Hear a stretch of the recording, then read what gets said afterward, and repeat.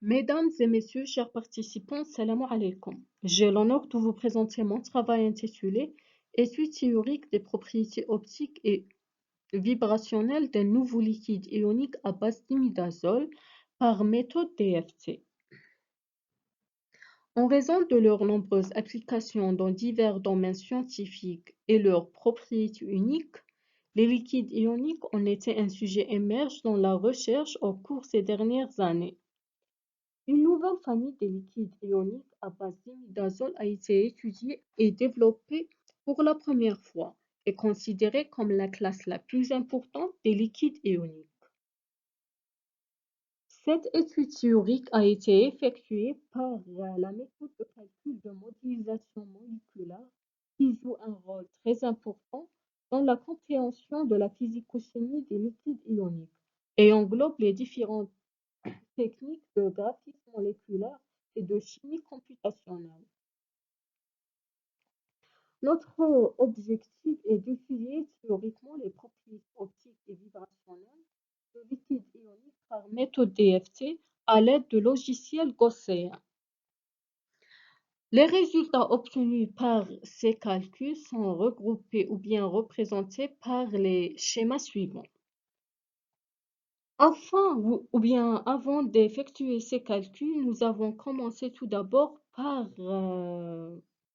l'optimisation de la structure la plus stable de notre liquide ionique.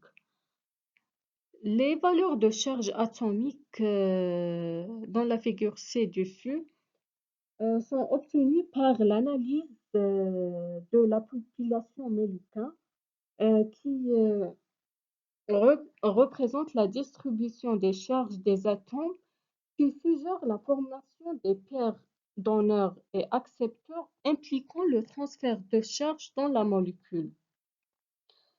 Les résultats théoriques obtenus sont en bon accord en ce qui concerne le signe négatif sur les charges d'azote et de l'oxygène et les charges positives sur les atomes d'hydrogène et de carbone. Les positions atomiques sont aussi obtenues par ces calculs. On a aussi l'analyse HOMO-LIMO qui représente l'énergie de gap entre les deux niveaux énergétiques qui représente la réactivité chimique et la stabilité moléculaire et donne des informations sur est-ce que cette molécule est réactive ou pas. D'après les résultats obtenus, ou bien la valeur obtenue, 3,56 électronvolts, qui signifie que notre molécule est plus réactive, moins stable et plus molle. Comme autre résultat, on a aussi les paramètres géométriques de la molécule étudiée.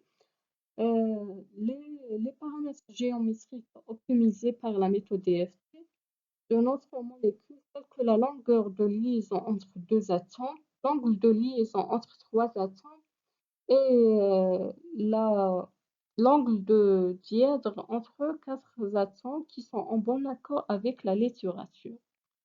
Une autre analyse a été réalisée pour notre molécule, c'est l'analyse vibrationnelle par la spectroscopie infrarouge. Cette analyse nous aide de fournir des informations sur les différents modes de vibration intramoléculaire de notre liquide ionique euh, dans l'intervalle 600 vers 3600 cm-1 qui rassemble les différents modes de vibration tels que les vibrations d'étirement, de balancement, déformation, etc. Comme conclusion générale, on peut dire que l'analyse des propriétés physico-chimiques des nouveaux matériaux synthétisés a pour but de prévoir la relation structure-propriété et leur système moléculaire de base.